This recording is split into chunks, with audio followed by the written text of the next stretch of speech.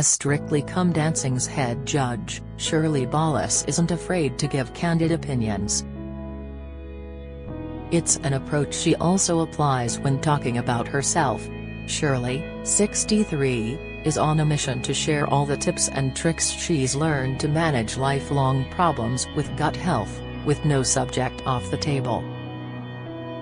In a chat over Zoom, she's warm, funny, and extremely frank, much to the amused horror of her mum Audrey, 86, listening in the background while cooking a stew.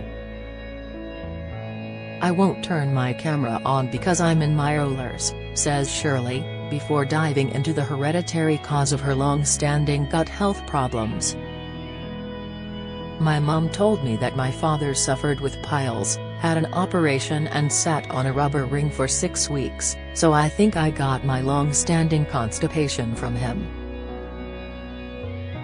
My mum's here now and she's laughing.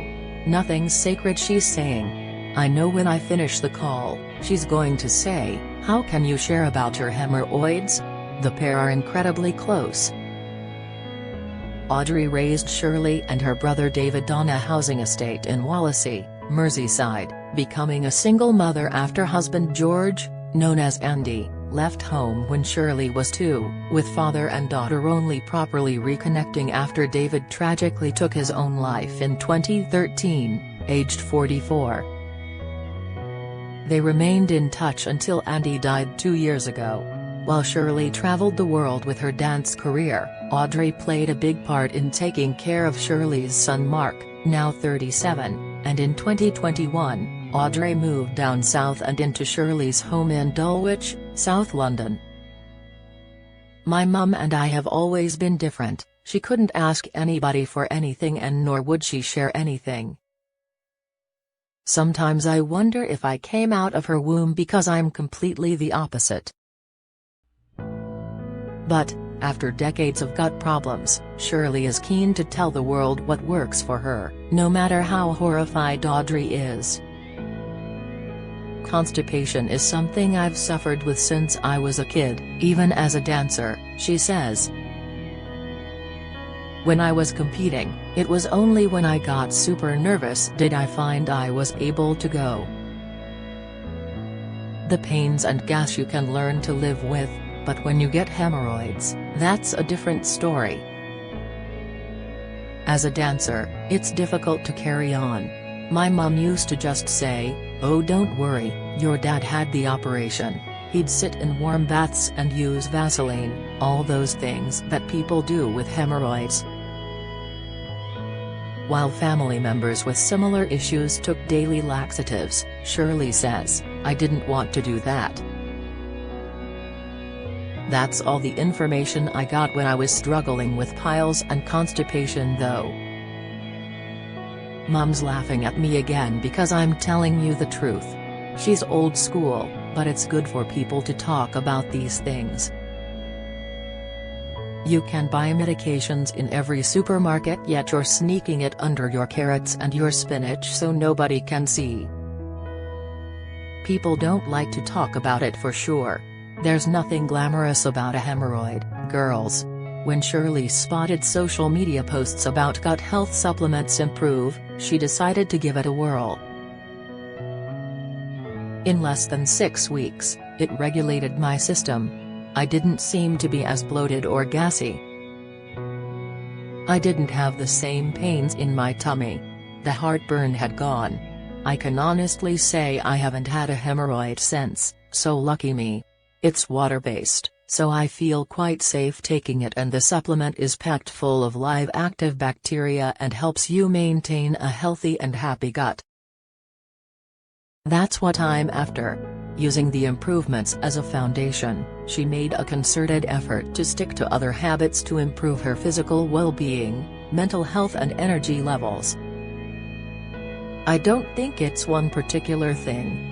Once my tummy was starting to feel better, I thought, okay, if I get myself on a me plan, and not always a plan for somebody else, then I'll be running at top notch. I can be there for more people who need help." Hydration is key, but can be difficult when you're traveling because you'd have to pee every 2 minutes. I've also started to have a couple of colonics each year, and that's also helped clean the gut. Shirley also prioritizes rest after a lifelong battle with insomnia. I don't really know why it is, maybe I go to bed too late. Now I aim to go to bed before 10:30 p.m. and switch off all devices. Meditation's been helpful. Mum and I have this app that sounds like you're at the beach and it's raining. Sometimes we sleep together. My mum's not a great rester either, and the app helps. I try not to beat myself up if I take a 20-minute nap in the afternoon, which I've never done in my entire life, but I'm trying to. Half an hour is better than nothing. Sometimes I'll have a snuggle with my mum. We put Vera on the telly, have a little snuggle and fall asleep. She's also turned to tech. I've got myself an Apple Watch. It tracks you on the treadmill, doing yoga. It manages your step count, tells you what time to go to bed, then it pings in the morning to tell you how much sleep you've had and how deep your sleep was. For my lifestyle, it's been amazing. She describes herself as hooked on doing 10,000 steps a day. I was recently in Rome. I was trying to go to the gym, but one day I'd only done 3,000 steps. Being competitive with myself, I stayed up for 2 hours dancing around the lobby and got to 11,600 steps. My friends thought I was crackers. A trip to the gym means 50 to 60 minutes on the treadmill to reach her step count, as well as Peloton cycling and hot yoga 4 times a week. If the routine goes out of whack, she says, I will have 30 minutes dancing around my house building up a sweat. Also a big fan of juicing, Shirley creates her own concoctions and attends Juicy Oasis retreats run by celebrity juice master Jason Vale each year for juice, exercise, yoga, massage and colonics. When you come back from that you feel like you can conquer the world, she laughs. Audrey's less keen. Mum's not a green juice person. I like salads, Mum's more meat and potatoes.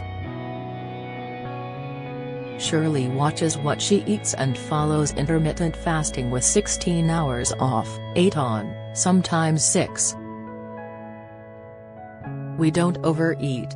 I learned from my mother, the stomach doesn't need a lot of food, just the right nutrients. I only eat if I'm hungry.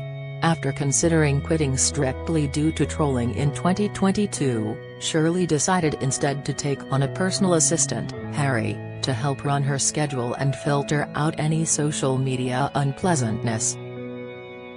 She's already received mean comments about the yellow feathery number she wore on the first show, but seems unbothered. I'm anticipating a real easy flow on Strictly this year. I'm in a good place for the trolling, even if they did compare my lovely dress to Big Bird. It's a good job. I love Big Bird. An advocate of therapy, which had helped with the online nastiness last year, Shirley says she hasn't felt the need to go to counseling for the last several months. When my body is moving like this well-oiled machine, I do feel mentally better. I don't feel as challenged. My anxiety is a little bit lower. So I'm actually doing quite good. It's just as well, as Shirley couldn't be busier, because Strictly, a job she absolutely adores, comes at the same time as the Royal Albert Hall International Latin American Ballroom Championships.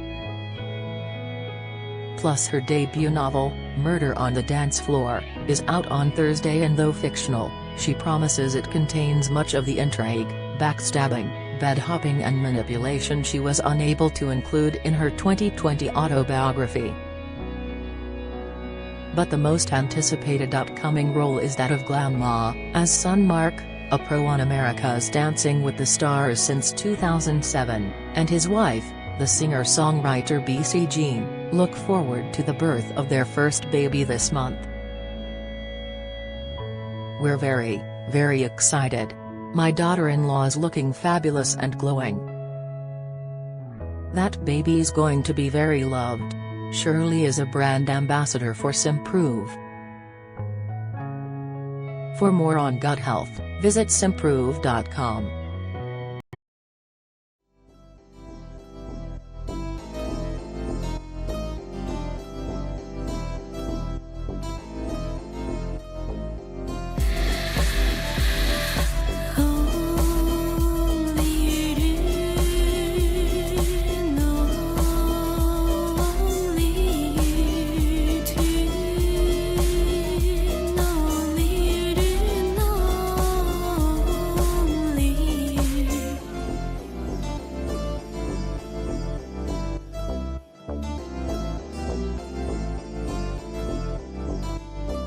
To